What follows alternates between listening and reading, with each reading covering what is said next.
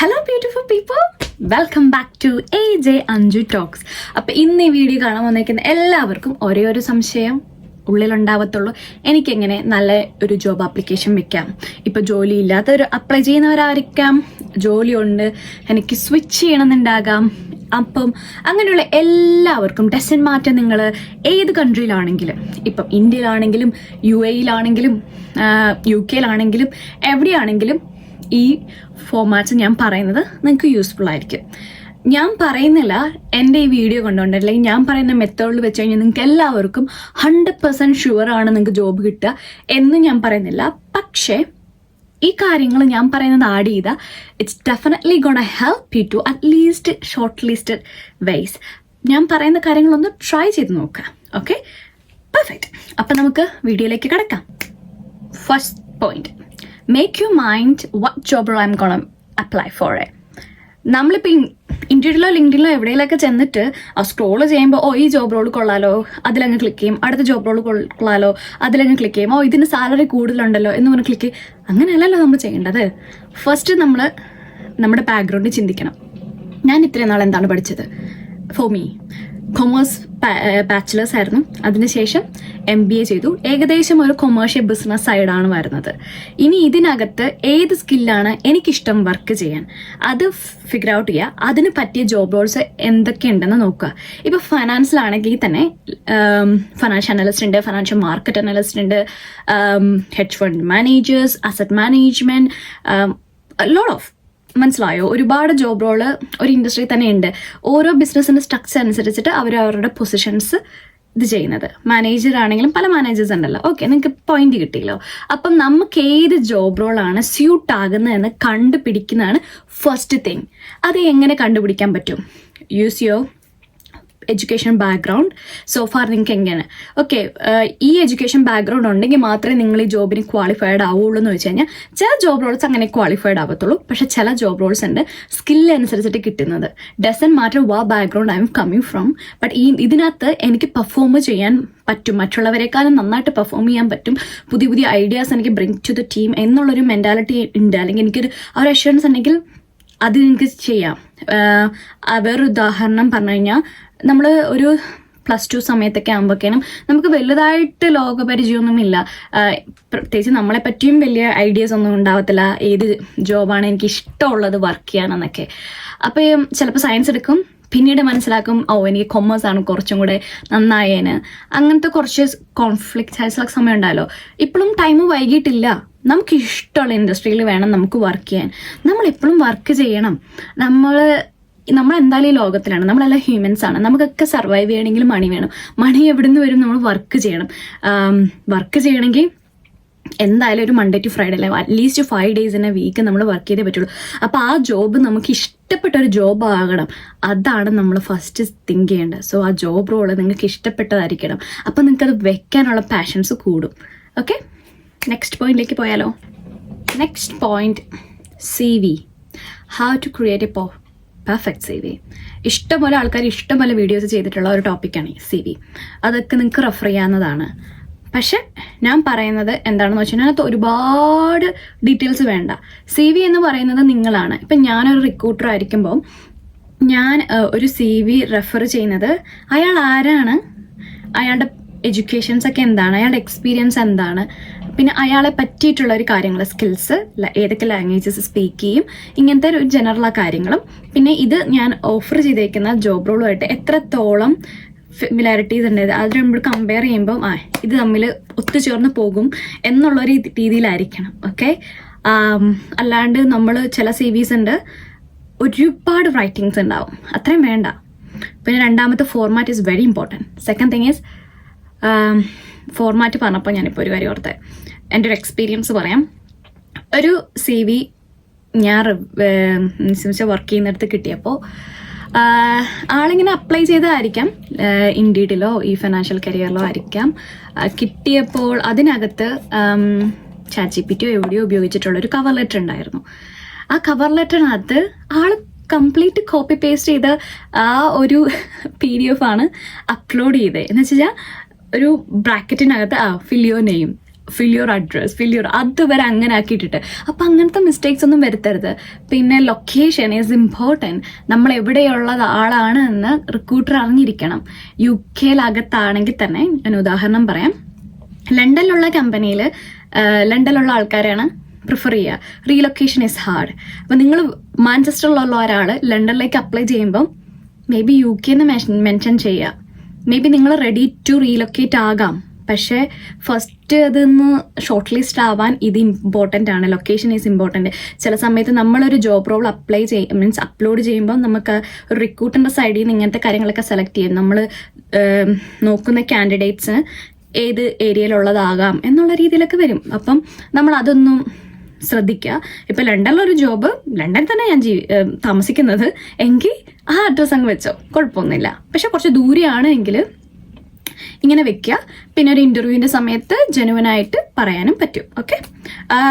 പിന്നെ space, Capitals first എല്ലാ ലെറ്ററും capital ആയിരിക്കണം. സെൻറ്റൻസിന് മുമ്പത്തെ ആ സ്പേസ്, ഇതൊക്കെ ബേസിക് തിങ്സ്. പക്ഷെ സ്റ്റിൽ ആൾക്കാർ ഇതൊക്കെ മിസ്റ്റേക്ക് വരുത്തുന്നുണ്ട്. This is all important. Make sure all is professional. And വേറൊരു കാര്യം, നമ്മൾ ഏതൊക്കെ ലാംഗ്വേജ് സ്പീക്ക് ചെയ്യുക. നമ്മുടെ മദർ ടങ്ക് വേറെ ആയിരിക്കും. എൻ്റെ മദർ ടങ്ക് മലയാളമാണ്. അപ്പോൾ ഞാൻ മലയാളം ആഡ് ചെയ്യും.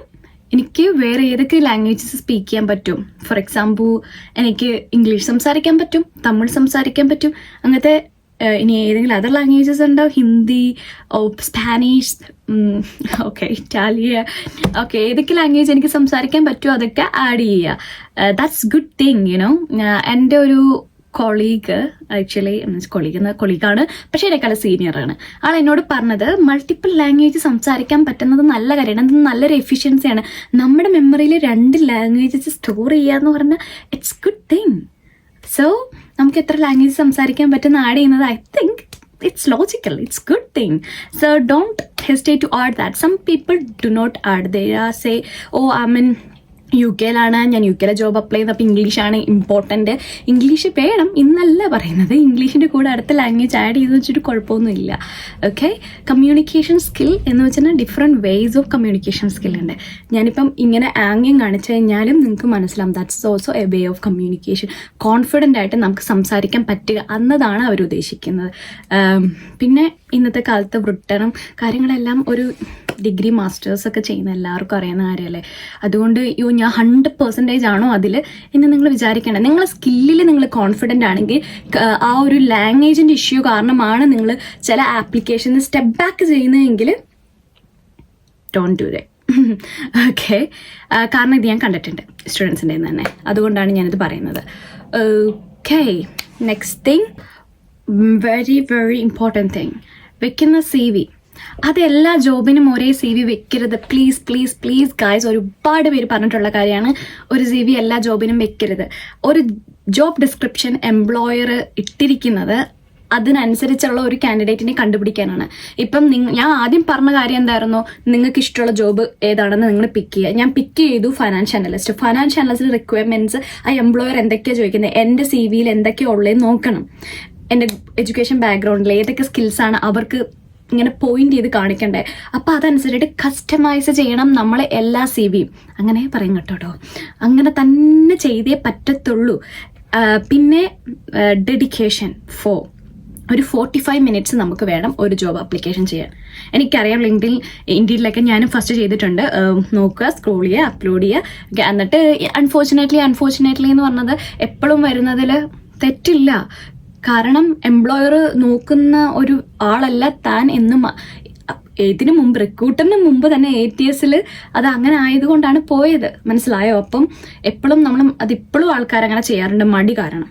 അതൊരിക്കലും ചെയ്യരുത്. നമ്മൾ കുറച്ച് പാഷൻ കാണിക്കണം, എന്നാൽ മാത്രമേ കിട്ടത്തുള്ളൂ ജോബ്. പിന്നെ UK-ലുള്ളവർക്ക് വേണ്ടി ഞാനൊരു കാര്യം പറയാം. റീസെൻ്റ്ലി 4.7 അൺഎംപ്ലോയ്മെൻ്റ് ആണ് വന്നേക്കുന്നത്. അപ്പം നല്ല ടഫാണ് മാർക്കറ്റ്. അപ്പം നമുക്കൊന്ന് ഷോർട്ട് ലിസ്റ്റ് ആവുക അല്ലെങ്കിൽ ഒരു ജോബ് കിട്ടുക എന്ന് പറയുന്നത് നോട്ട് ഈസി തിങ്. അപ്പം അതിൻ്റെ കൂടെ ഇങ്ങനത്തെ ചെറിയ മൈന്യൂട്ടായിട്ടുള്ള മിസ്റ്റേക്സ് സ്റ്റിൽ നമ്മൾ മേക്ക് ചെയ്യുക എന്ന് പറയുന്നത് ദാറ്റ്സ് നോ ഗുഡ്. ഓക്കെ. ഇനിയും നിങ്ങളത് മിസ്റ്റേക്ക് വരുത്തരുത്. എൻ്റെ ഈ വീഡിയോ കണ്ടിട്ടെങ്കിൽ നിങ്ങളതൊക്കെ മാറ്റണം കേട്ടോ. അപ്പം ഡിസ്ക്രിപ്ഷൻസ് അനുസരിച്ചിട്ടുള്ള CV നിങ്ങൾ അപ്ലോഡ് ചെയ്യണം. ഇനി CVയുടെ കൂടെ എന്തൊക്കെ അപ്ലോഡ് ചെയ്യണം നോക്കാം. അപ്പോൾ അടുത്തത് കവർ ലെറ്റർ. CV മാത്രം അപ്ലോഡ് ചെയ്താൽ പോരാ, CVനകത്ത് ആരെ എന്തെന്നൊക്കെ ഉണ്ട്. കവർ ലെറ്റർ നിങ്ങളും എന്താണ് നിങ്ങൾ ആ റിക്രൂട്ടറിനോട് പറയാനുള്ളത് എന്നതാണ് എഴുതേണ്ടത്. അതിനൊരു 2-3 paragraph I won't prefer. Seriously എല്ലാവരും ഹ്യൂമൻസ് അല്ലേന്നേ. അത് ആയാലും എനിക്ക് തോന്നുന്നില്ല എല്ലാ റിക്രൂട്ടേഴ്സും അതൊക്കെ ഇരുന്ന് റീഡ് ചെയ്തെടുക്കാറുണ്ടോ എന്ന്. I'm not to sure. So ചെറിയ പാരഗ്രാഫിൽ നല്ല രീതിയിൽ നമ്മളെപ്പറ്റി പറയുന്നതാണ് ഏറ്റവും നല്ല കാര്യം.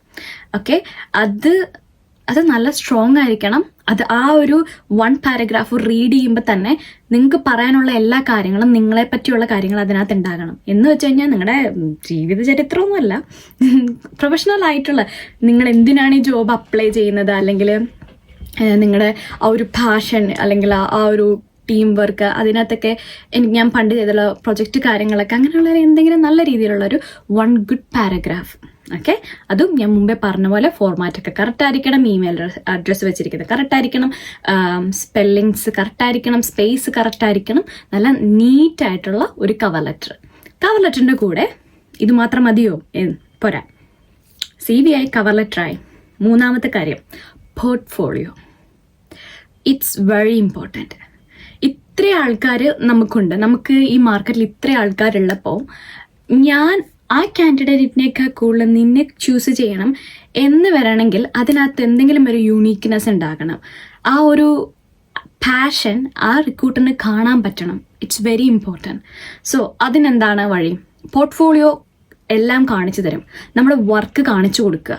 ഓക്കെ, അല്ലാണ്ട് നമ്മൾ CVയിൽ കുറേ എഴുതും, I am very hard working etcetera, എന്നിട്ട് come to the other work it won't be means അത് വരത്തില്ല. പക്ഷെ ഞാൻ പാസ്റ്റിൽ വർക്ക് ചെയ്തിട്ടുണ്ട്.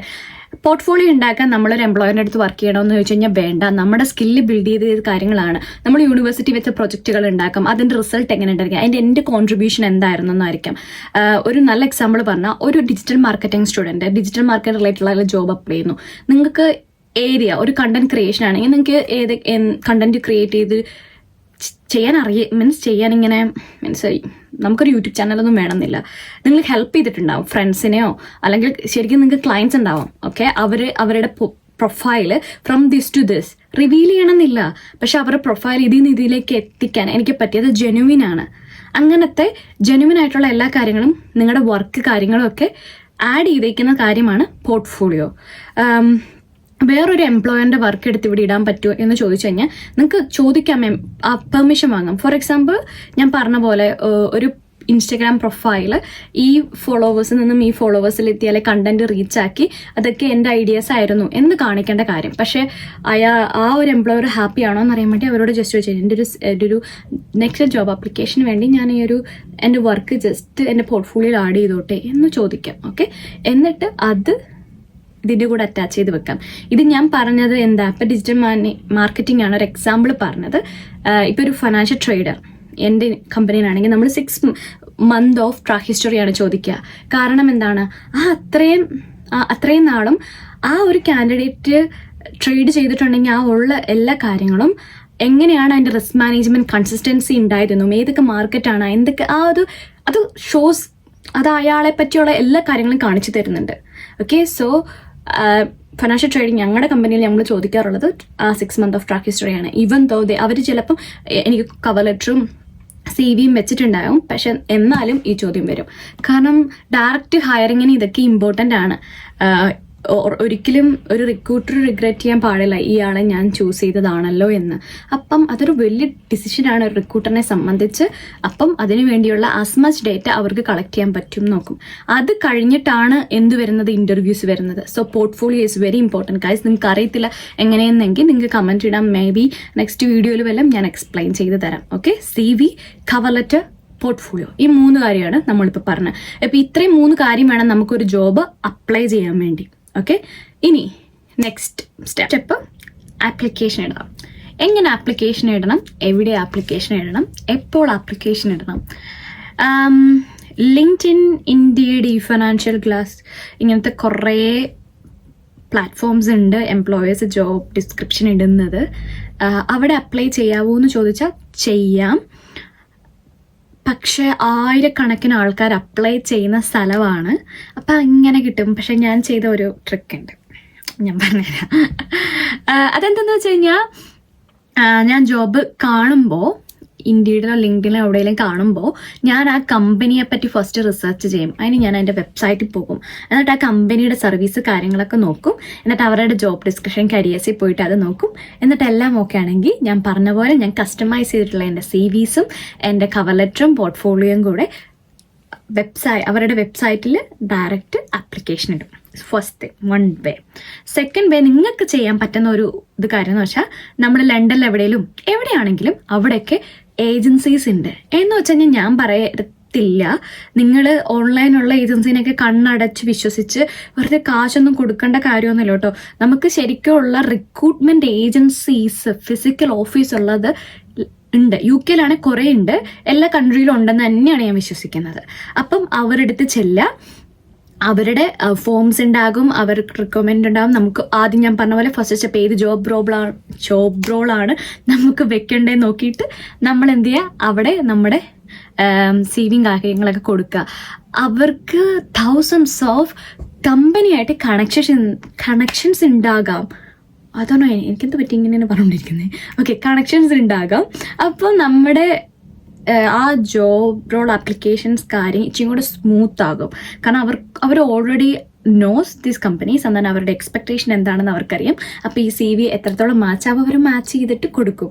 മാട്രിമോണിയിലൊക്കെ പോലെ, മനസ്സിലായോ? ഈ ചെറുക്കനും ഈ പെണ്ണും മാച്ച് ആണെങ്കിൽ അവർ ഒരുമിച്ച് പോകും. അതുപോലെ തന്നെ ആ എംപ്ലോയറും നോക്കും ഇവർ കറക്റ്റാണോ. അപ്പം രണ്ടും സെറ്റായ go to straight interview. അത് നല്ലൊരു കാര്യമാണ്. ഞാൻ ഓർക്കുന്നുണ്ട്, നോർത്ത് ആംപ്ടണിലാണ് ഞാൻ വന്നത്. അവിടെ ഞാൻ പാർട്ട് ടൈമിന് വേണ്ടി ജോബിന് അപ്ലൈ ചെയ്തു. പക്ഷെ എനിക്ക് അതുവഴിയല്ല ജോബ് കിട്ടിയത്. പക്ഷെ എൻ്റെ റൂംമേറ്റ്സിനൊക്കെ ജോബ് കിട്ടിയത് അവരുടെ ഏജൻസി ത്രൂ ആണ്, പാർട്ട് ടൈമൊക്കെ. So that's A good point. And third, ഞാൻ പറഞ്ഞ പോലെ ഈ ഫിനാൻഷ്യൽ അല്ലെങ്കിൽ ലിങ്ക്ഡിൻ വഴിയൊക്കെ അപ്ലൈ ചെയ്യാം, ലിങ്ക്ഡിനിൽ കണക്ട് ചെയ്യാം. നല്ലൊരു ലിങ്ക്ഡിൻ പ്രൊഫൈൽ കീപ്പ് ചെയ്യുന്നത് പ്രൊഫഷണലി നല്ല കാര്യമാണ്. പിന്നെ നിങ്ങൾ ഏതെങ്കിലും റിക്രൂട്ടറുമായിട്ടൊക്കെ സംസാരിക്കുന്നുണ്ടെങ്കിൽ make sure first thing they are genuine. Second thing follow ups.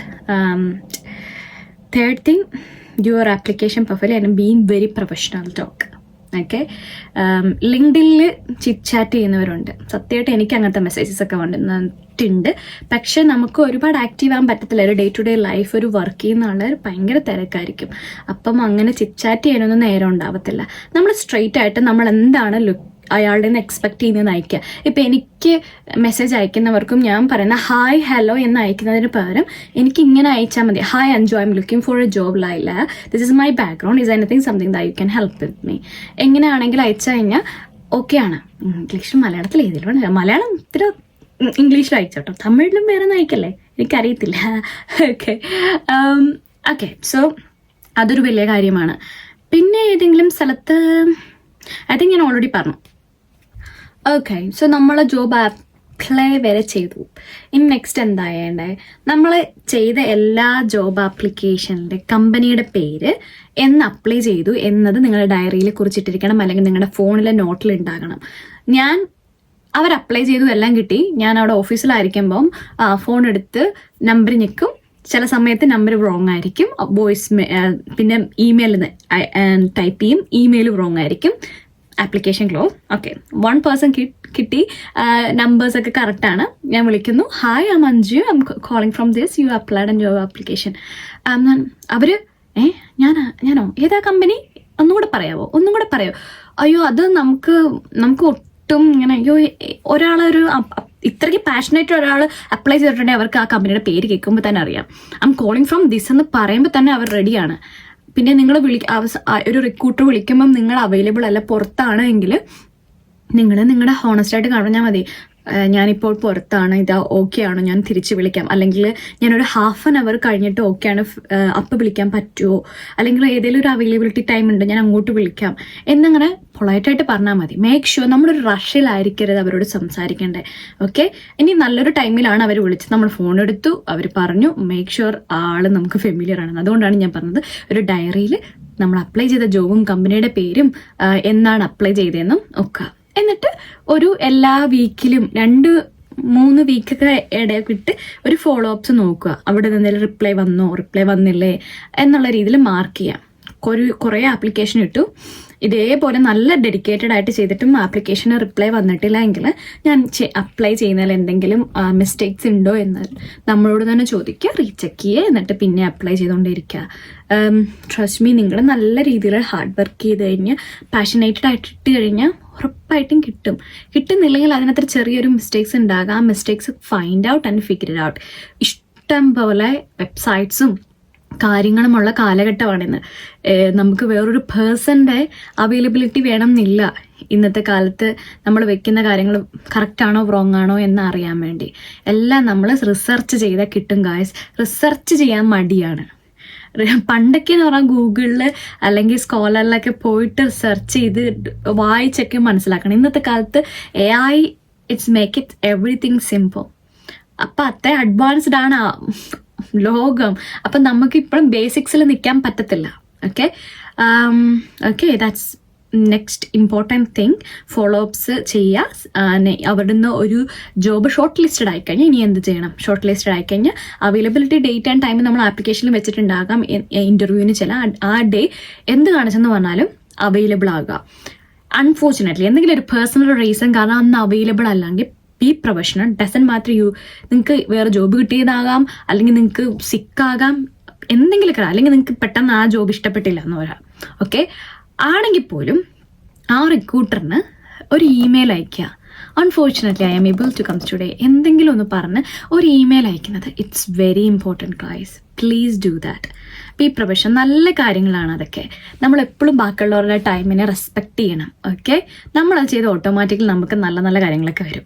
ചില ആൾക്കാരൊക്കെ എല്ലാം ഓക്കെ yes എല്ലാം പറഞ്ഞിട്ട് ഇൻ്റർവ്യൂവിന് വിളിച്ച് ആ സമയമാകുമ്പോഴേക്കും ഷോ അപ്പ് ചെയ്യത്തില്ല. അതല്ലെങ്കിൽ നിങ്ങളൊരു 10 മിനിറ്റ് ലേറ്റാന്ന് വിചാരിച്ചോ, ട്രെയിൻ ഡിലേ കാരണം നിങ്ങൾ ലേറ്റായി, നിങ്ങളുടെ പ്രോബ്ലം അല്ല. റിക്രൂട്ടറിന് ഇമെയിൽ അയക്കുക, അല്ലെങ്കിൽ ഒന്ന് വിളിച്ചിട്ട് പറയാം ഞാനൊരു 10 മിനിറ്റ് ലേറ്റാണ് ബിക്കോസ് ഓഫ് ദിസ് റീസൺ. അപ്പോൾ അവർക്കറിയാം നിങ്ങൾ ഇതുകൊണ്ടാണ്. അവരൊന്നും പറയത്തില്ല. ഓക്കെ, നിങ്ങൾ അങ്ങനെ ഒന്നും പേടിക്കരുത്. പറയാതിരിക്കുന്നതാണ് തെറ്റ്. എല്ലാം ഓപ്പൺ അപ്പ് ആവുക. ഓക്കെ, അത് ഇമ്പോർട്ടൻ്റ് ആയിട്ടുള്ള കാര്യമാണ്. ഇൻ്റർവ്യൂവിലെത്തി ഇനി ഇൻ്റർവ്യൂവിൽ എങ്ങനെ പെർഫോം ചെയ്യണം? നല്ല രീതിയിൽ പ്രിപ്പയർ ചെയ്യണം. നല്ല രീതിയിൽ അവരവിടെ എക്സ്പെക്റ്റ് ചെയ്യുന്നത് എ പേഴ്സൺ നേരിട്ട് അവരുടെ കണ്ണിൽ നോക്കി കോൺഫിഡൻ്റ് ആയിട്ട് ആ ജോബ് അവരൊപ്പം ചെയ്യാൻ റെഡി ആയിട്ടുള്ള ഒരാളെയാണ് അവർ എക്സ്പെക്ട് ചെയ്യുന്നത്. അപ്പം ഐ ടു ഐ കോണ്ടാക്ട് വെക്കുക. നിങ്ങൾക്ക് ടെൻഷൻ ഉണ്ടാവത്തില്ല എന്ന് ഞാൻ പറയത്തില്ല, പക്ഷെ നല്ല പ്രിപ്പയർ ചെയ്യുക, ഒരു കോൺഫിഡൻറ്റ് വെക്കുക. പിന്നെ ഒരു ടിപ്പ് ഞാൻ പറഞ്ഞു തരുന്നത്, ഞാനൊരു സാറയുടെ വെയർഹൗസിൽ വർക്ക് ചെയ്തിട്ടുണ്ടായി. അപ്പം അതിന് ഇൻ്റർവ്യൂ ഉണ്ടായിരുന്നു. ഞാൻ ഓർക്കുന്നുണ്ട്, ഞാൻ നല്ല ടെൻഷനിലാണ് ആ ഫസ്റ്റ് ഇൻ്റർവ്യൂ അറ്റൻഡ് ചെയ്യാൻ വേണ്ടി പോയത്. അവിടെ ചെന്ന് കഴിഞ്ഞപ്പം അവർ നല്ല പൊളൈറ്റായിരുന്നു, നല്ല രീതിയിലിരുന്നു. അവരെന്നോട് ചോദ്യം ചോദിച്ചു. ഞാൻ അവിടെ ഇരുന്ന് കഴിഞ്ഞപ്പം അവർ ചോദിക്കുന്ന ചോദ്യത്തിനെല്ലാം എനിക്ക് ഉത്തരങ്ങളുണ്ട്. അവർ ചോദിച്ചു വന്നു way I want see after my 5 years, അങ്ങനെയുള്ള ചോദ്യങ്ങളുണ്ടായി. എൻ്റെ ഫ്യൂച്ചർ എനിക്ക് പ്ലാൻഡ് ആണോ, എനിക്ക് അത്ര ഡിറ്റർമിനേഷൻ ഉണ്ടോ എന്നറിയാൻ വേണ്ടി ആയിരിക്കണം അങ്ങനത്തെ ചോദ്യം ചോദിക്കുന്നത്. അപ്പം എനിക്കുണ്ടായിരുന്നു. ഞാൻ സ്ട്രൈറ്റ് അവേ അതിന് ഡീസൻ്റ് ആയിട്ടുള്ള ഒരു മറുപടി പറഞ്ഞു. ഞാൻ പറഞ്ഞ പോലെ ലാംഗ്വേജ് ഈസ് എ പ്രോബ്ലം ആണോ എന്ന് വിചാരിച്ച് വിഷമിക്കണ്ട. ഞാനുണ്ടല്ലോ നാട്ടിൽ 10ാം ക്ലാസ് വരെ മലയാളം മീഡിയം പഠിച്ച കുട്ടിയാണ് ഈ UK വന്നത്. സത്യമായിട്ട് ഞാൻ ഒരുപാട് സ്ഥലത്ത് ഇംഗ്ലീഷ് എന്ന് പറയുന്ന ഒരു കാര്യം കൊണ്ട് സ്ട്രഗിൾ ചെയ്തിട്ടുണ്ട്, പ്രശ്നം ഒക്കെ ഉണ്ടായിട്ടുണ്ട്. പക്ഷേ ഞാനിപ്പോഴും പറയുന്ന ഞാൻ ഭയങ്കര പെർഫെക്റ്റ് ആണ്. പക്ഷേ എനിക്ക് ജീവിച്ചു പോകാനുള്ള കാര്യങ്ങളും ഇംഗ്ലീഷും കാര്യങ്ങളും എനിക്കറിയാം. ഞാൻ ഒരുപാട് പഠിച്ചിട്ടുണ്ട്, ട്രൈ ചെയ്തിട്ടുണ്ട്. പക്ഷെ അതിനപ്പുറത്ത് ഞാൻ പറഞ്ഞല്ലോ, നമ്മൾ ആ ഹാർഡ് വർക്ക് ചെയ്യുന്നത് നമ്മുടെ സ്കിൽസ് അങ്ങോട്ട് ഇടുമ്പം അവർക്കൊരു ഹെൽപ്പ് ആകുന്നത് കാണുമ്പം that's enough for a team player ആവുക, അത്രേ ഉള്ളൂ. അതിനെയാണ് കമ്മ്യൂണിക്കേഷൻ ചെയ്യുക. കമ്മ്യൂണിക്കേഷൻ ചെയ്യുന്നത് വെച്ച് കഴിഞ്ഞാൽ എപ്പോഴും ഇംഗ്ലീഷ് സംസാരിക്കാൻ എന്നല്ല, നമ്മളെല്ലാ കാര്യങ്ങളും അപ്ഡേറ്റ് ചെയ്യുക. എന്തെങ്കിലും പ്രോബ്ലം ഉണ്ടെങ്കിൽ അവരെ ഇൻഫോം ചെയ്യുക. ഇങ്ങനത്തെ കാര്യങ്ങൾ അവർ പറഞ്ഞ ഇൻസ്ട്രക്ഷൻസ് ഫോളോ അപ്പ് ചെയ്യുക. ആ ഇൻസ്ട്രക്ഷനകത്ത് എന്തെങ്കിലും കുഴപ്പമുണ്ടെങ്കിൽ അതൊക്കെ പറയുക. അതൊക്കെയാണ് ഇമ്പോർട്ടൻ്റ് ആയിട്ടുള്ള കാര്യങ്ങൾ. ഓക്കെ, പറഞ്ഞു വേറെ എവിടെ എത്തി. അപ്പം അവിടെ നമ്മൾ കോൺഫിഡൻ്റ് ആയിട്ട് സംസാരിക്കുക, ഓപ്പൺ അപ്പ് ആയിട്ട് സംസാരിക്കുക, പ്രിപ്പയർ ചെയ്യുക. ജോബ് എന്താണെന്ന് ഉറപ്പ് വരുത്തണം. രാത്രിയിൽ എവിടെയെങ്കിലും പാർട്ടിക്കൊക്കെ പോയിട്ട് പിറ്റേ ദിവസം രാവിലെ പോയി ഇൻ്റർവ്യൂ അറ്റൻഡ് ചെയ്യാനൊന്നും നോക്കിയേക്കല്ലേ. നമ്മൾ കംപ്ലീറ്റ്ലി ഇതായി പോകും, ഒരു സ്റ്റക്ക് എന്നുള്ളൊരു സിറ്റുവേഷനിലായിരിക്കും. ഒത്തിരി കഷ്ടപ്പെട്ട് അപ്ലൈ ചെയ്ത് കിട്ടിയ ഇൻ്റർവ്യൂവാണ്. ആ ഇൻ്റർവ്യൂ ചെറിയൊരു കാര്യം കൊണ്ട് നിങ്ങൾ ഇതാക്കരുത്. ചിലപ്പോൾ രാത്രിയിൽ ഉറങ്ങാൻ പറ്റാതിരിക്കും ടെൻഷൻ കാരണം. അത് കുഴപ്പമില്ല, അത് ശീലമായിക്കോളും, കുഴപ്പമില്ല. നമ്മൾ പ്രിപ്പയർ ചെയ്യാം. നമ്മൾ അറ്റ്ലീസ്റ്റ് ഒരു 5 മണിക്കൂറെങ്കിലും ഉറങ്ങിയിരിക്കണം മിനിമം. 6-7 എന്നൊക്കെ പറയാറുണ്ട്, പക്ഷെ എന്നാൽ 5 മണിക്കൂർ മിനിമം എങ്കിലും ഉറങ്ങിയിരിക്കണം, വേറെ വർക്ക് ഉണ്ടെങ്കിലും. Make sure. എന്നിട്ട് നമ്മൾ ചിക്ക് അവരുടെ ചെല്ലുക, അവിടെ പറയും ഇതാണ് എൻ്റെ അവസാനത്തെ ജോബ് എന്ന് വിചാരിക്കില്ല. ഇനിയും നമ്മൾ വേറെ ജോബ് അപ്ലൈ ചെയ്യും, വേറെ ഇൻ്റർവ്യൂ വരും. ഇവിടെ നിന്ന് കിട്ടി, ഗുഡ്. കിട്ടിയില്ലെങ്കിൽ കുഴപ്പമില്ല, അടുത്തത് നമ്മൾ പിന്നെയും പോകും. നമ്മൾ go with the flow. Okay, ഒരിടത്ത് സ്റ്റക്കായി നിൽക്കരുത്. That's my one advice. Okay, നമുക്കിനി അടുത്ത പോയിന്റിലേക്ക് പോകാം. ലാസ്റ്റ് ഇമ്പോർട്ടൻ്റ് ആയിട്ടുള്ള ഒരു കാര്യം എനിക്ക് പറയാനുള്ളതെന്ന് പറഞ്ഞു കഴിഞ്ഞാൽ, നമ്മുടെ സ്കില്ല് എപ്പോഴും അപ്ഡേറ്റ് ചെയ്തുകൊണ്ടിരിക്കുക ഗൈസ്. നമ്മളെല്ലാവരും ഫോൺ ഉപയോഗിക്കാറുണ്ട് അല്ലേ? എല്ലാ വർഷവും സോഫ്റ്റ്വെയർ അപ്ഡേഷൻ എന്ന് പറഞ്ഞൊരു കാര്യം വരാറുണ്ട് അല്ലേ?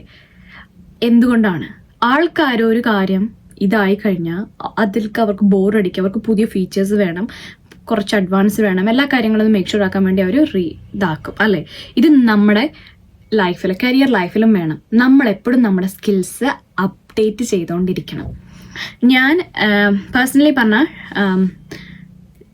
ഡിഗ്രി കഴിഞ്ഞ് മാസ്റ്റർ എടുത്തു കഴിഞ്ഞിട്ട് ജോബ് അപ്ലൈ ചെയ്ത് എങ്ങനെ എനിക്ക് വന്നിട്ടുണ്ട്. അൺഫോർച്ചുനേറ്റ്ലി നിങ്ങൾ ഇതുമായിട്ട് അലൈൻ ചെയ്യുന്നില്ല എന്നൊക്കെ കുറേ കാര്യങ്ങൾ വന്നു. അപ്പം ഞാൻ റിസർച്ച് ചെയ്തു എവിടെയാണ് എൻ്റെ പ്രശ്നം, എവിടെയാണ് എൻ്റെ പ്രോബ്ലം വരുന്നത്. അപ്പം എനിക്ക് മനസ്സിലാക്കിയ ഒരു കാര്യമാണ് സ്കിൽ. ഈ സർട്ടിഫിക്കേഷൻസ് ഒക്കെ പ്രൊഫഷണൽ സർട്ടിഫിക്കേഷനാണ്.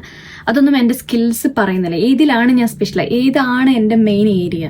അത് കഴിഞ്ഞിട്ട് ഞാൻ എന്ത് ചെയ്തു വെച്ചാൽ level 5 diploma in financial trading എന്നുള്ള ഒരു സ്കിൽ സർട്ടിഫിക്കേഷൻ ഞാൻ എടുത്തു. ഓക്കെ, എല്ലാവരും സർട്ടിഫിക്കേഷനും എടുക്കണം എന്നല്ല പറഞ്ഞത്. ലിങ്ക്ഡിൻ ലേണിലൊക്കെ കുറേ സർട്ടിഫിക്കറ്റ് ഒക്കെ ഫ്രീ ആയിട്ട് കിട്ടുന്നുണ്ട്. ഈ സർട്ടിഫിക്കേഷൻ, എൻ്റെ സർട്ടിഫിക്കേഷൻ ഞാൻ പെയ്ഡാണ്. ഞാൻ അന്ന് ഒരു 4740 പേ ചെയ്ത് എടുത്ത സർട്ടിഫിക്കേഷനാണ് അത്, എൻ്റെ മാസ്റ്റർ ഡിഗ്രിക്ക് ശേഷം. എല്ലാവരും ചോദിച്ചു നിനക്ക് എൻ്റെ തലയ്ക്ക് ഓളവാണോ? സത്യമായിട്ട് അങ്ങനെ ചോദിച്ചു, ഓളവാണോ? ഇത്രയും സർട്ടിഫിക്കേഷനും പഠിച്ചുമൊക്കെ കഴിഞ്ഞിട്ട് ഇനി അടുത്തതിന് പോകുന്നത് എന്തിനാണ് എന്നുള്ള രീതിയിൽ. പക്ഷേ നമ്മൾ മനസ്സിലാക്കണം, ലോകം അഡ്വാൻസ് ആണ്. നമ്മൾ ആ ഒരു പൊസിഷനിലേക്ക് എത്തണമെങ്കിൽ നമ്മളിവിടെ ചുമ്മാ ഇരുന്നിട്ട് കാര്യമൊന്നുമില്ല. നമ്മളും അതേപോലെ തന്നെ എന്തെങ്കിലുമൊക്കെ ചെയ്യണം. അന്നത്തെ സമയത്ത് 4 ദിവസം ഞാൻ വർക്ക് ചെയ്യും ഫോക്സ്റ്റണിൽ. എന്നിട്ട് ഞാൻ ലണ്ടനിൽ വരും 3 ദിവസം ക്ലാസ് അറ്റൻഡ് ചെയ്യാൻ വേണ്ടി. 6 വീക്ക് കോഴ്സായിരുന്നു. അതിന് ഓൺലൈൻ ഓപ്ഷൻ ഉണ്ടായിരുന്നു, ഞാൻ എടുത്തില്ല. എനിക്ക് 2.5 മണിക്കൂർ ട്രാവൽ ഉണ്ട് ഫോക്സ്റ്റണിൽ നിന്ന് ലണ്ടനിലേക്ക്. എന്നാൽ പോലും ഞാൻ ഇൻഹൗസ് ട്രെയിനിങ് എടുത്തു. കാരണം എനിക്കറിയാം എനിക്ക് കൂടുതലും പഠിക്കാൻ പറ്റുന്ന അങ്ങനെയാണ്. ഞാൻ ആ ഒരു സമയത്ത് 2023 അതിൽ ജോയിൻ ചെയ്യുമ്പം എനിക്ക് 0 നോളജ് ആയിരുന്നു ട്രേഡിങ്ങിനെ പറ്റി. പക്ഷേ ഞാൻ അവിടുന്ന് പിക്കപ്പ് ചെയ്തു. ഞാൻ സങ്കടപ്പെട്ടിട്ടുണ്ട്, ഞാൻ കരഞ്ഞിട്ടുണ്ട്.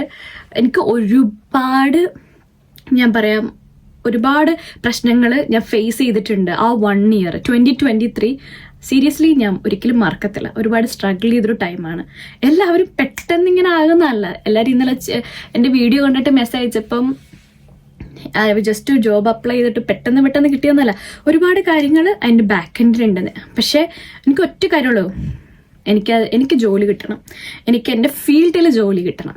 വേറെ എനിക്ക് ജോലി ഉണ്ടായിരുന്നു, ഞാൻ പറഞ്ഞല്ലോ, വർക്ക് ചെയ്യുന്നുണ്ട്. പക്ഷെ എൻ്റെ ഫീൽഡിൽ എനിക്ക് ജോലി കിട്ടണം എന്നതായിരുന്നു എൻ്റെ ആഗ്രഹം. എൻ്റെ ഫീൽഡ് ഇതായിരുന്നു. Field means management, commerce, finance related ആയിട്ടുള്ളൊരു ജോബ് അതായിരുന്നു. അറ്റ് ലാസ്റ്റ് ഞാൻ ലാൻഡഡ് വിത്ത് 3. എനിക്ക് ട്രേഡിങ് ചെയ്യാൻ പറ്റുന്നുണ്ട്. ഇപ്പം അവിടുത്തെ ഒരു മാനേജ്മെൻറ്റ് സൈഡിൽ സ്റ്റുഡൻസിനെ നോക്കാനും അവരെനിക്ക് പഠിപ്പിക്കാൻ, അവരോടുള്ള ആ ഒരു ഗൈഡൻസ് എനിക്ക് കൊടുക്കാൻ പറ്റുന്നുണ്ട്. ഓൾസോ റിക്രൂട്ട്മെൻറ്റ് ടീമിൽ ഹെൽപ്പ് ചെയ്യാനും പറ്റുന്നുണ്ട്. Landed with that, but a lot of hard work behind. So strong ആയിട്ട് ഇതുപോലെ ഹാർഡ് വർക്ക് ചെയ്യണം നിങ്ങളും. ഓക്കെ, സർട്ടിഫിക്കേഷൻ പെയ്ഡോ അൺപെയ്ഡോ, പക്ഷെ നിങ്ങളുടെ സ്കില്ല് ബൂസ്റ്റ് ചെയ്യുന്ന കാര്യമായിരിക്കണം. AIs പുതിയ ഇതായിട്ട് വരുന്ന കഴിഞ്ഞാൽ ആ AI എങ്ങനെ മാനേജ് ചെയ്യാം, ഏതൊക്കെ അഡ്വാൻസ്ഡ് AIs ഉപയോഗിക്കാം എന്നും പഠിക്കുക. ഓക്കെ, നിങ്ങളുടെ ഇതുപോലെ മനസ്സിലായോ, ഏത് ഇൻഡസ്ട്രി ആണോ അതനുസരിച്ചിട്ട് നിങ്ങൾ ചെയ്യുക. ഇതൊരു എക്സാമ്പിൾ ആണെന്ന് മാത്രം. ഓക്കെ, ഇനി ഏതെങ്കിലും പോയിന്റ് ഞാൻ മിസ് ചെയ്തിട്ടുണ്ടോ എന്ന് ചോദിച്ചാൽ തിങ്കിങ് ഐ തിങ്ക് ഇത്രയൊക്കെ ഉള്ളൂ. ഇനി എന്തെങ്കിലും ഉണ്ടെങ്കിൽ കമൻറ്റ് ഇടൂ. അപ്പം ഞാൻ അതിന് റിപ്ലൈ വീഡിയോ ആക്കി ചെയ്യാം. അല്ലെങ്കിൽ ഒരു ചെറിയ കാര്യമാണെങ്കിൽ ഓഫ്കോഴ്സ് ഞാൻ റിപ്ലൈ തരും. കുറേ ആൾക്കാർക്ക് ഞാൻ റിപ്ലൈ ചെയ്തിട്ടുണ്ടല്ലോ, അപ്പം ഞാൻ റിപ്ലൈ തരും. ഞാൻ ഈ ഒരു ചാനലിൻ്റെ എയിം എന്ന് പറയുന്നത് ഒരു ഫ്രീ എഡ്യൂക്കേഷൻ പർപ്പസാണ്. എനിക്കറിയുന്ന കാര്യങ്ങൾ, ഞാൻ എൻ്റെ ലൈഫിൽ നിന്ന് ലേൺ ചെയ്ത കാര്യങ്ങൾ നിങ്ങളായിട്ട് ഷെയർ ചെയ്യുക, നിങ്ങളെ ഹെൽപ്പ് ചെയ്യുക എന്നുള്ള ഒറ്റൊരു ഉദ്ദേശം മാത്രമേ ഇപ്പം എനിക്കുള്ളൂ. പിന്നെ എനിക്ക് വേറെ പണിയൊന്നുമില്ല. അത് കഴിഞ്ഞിട്ട് കുറച്ചുമാ ബോറടിച്ചൊക്കെ ഇരിക്കുക. നാട്ടിലാണെങ്കിൽ എന്തൊക്കെ ചെയ്യാം, ഇവിടെ ആണെങ്കിൽ അങ്ങനെ പ്രത്യേകിച്ചൊന്നുമല്ല. അപ്പം ഇതൊക്കെ ഒരു ടൈം പാസ്സാണ്. പിന്നെ എനിക്ക് സംസാരിക്കാൻ ഭയങ്കര ഇഷ്ടമാണ്, അതൊക്കെ കൊണ്ടാട്ടോ. So thank you for watching guys. നിങ്ങൾ ഇത്രയും നേരം ഈ വീഡിയോ കണ്ടിട്ടുണ്ടെങ്കിൽ ഇനിയും ഫ്യൂച്ചറിൽ ഇൻഫോർമേറ്റീവ് ആയിട്ടുള്ള വീഡിയോയ്ക്ക് വേണ്ടി എൻ്റെ ചാനൽ സബ്സ്ക്രൈബ് ചെയ്യുക. ഓൾസോ ബെല്ലൈക്കൺ ക്ലിക്ക് ചെയ്യുക. അപ്പോൾ പുതിയ പുതിയ അപ്ഡേറ്റ്സ് ഒക്കെ കിട്ടും.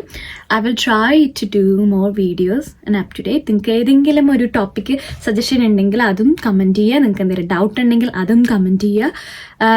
ഇനി എന്തെങ്കിലും അഡ്വാൻസ് ഫീച്ചേഴ്സ്, വെബ്സൈറ്റ്സ്, കാര്യങ്ങളൊക്കെ റെഫറൻസ് ചെയ്യാൻ പറ്റും എന്നാണ് എങ്കിൽ ഞാൻ ഉറപ്പായിട്ടും നിങ്ങൾക്ക് എൻ്റെ ഡിസ്ക്രിപ്ഷനിലോ അല്ലെങ്കിൽ ഞാൻ അടുത്ത വീഡിയോ ചെയ്യുകയോ എന്തെങ്കിലും ചെയ്യാം. Okay, so thank you for watching today. Say bye to AJ Talks.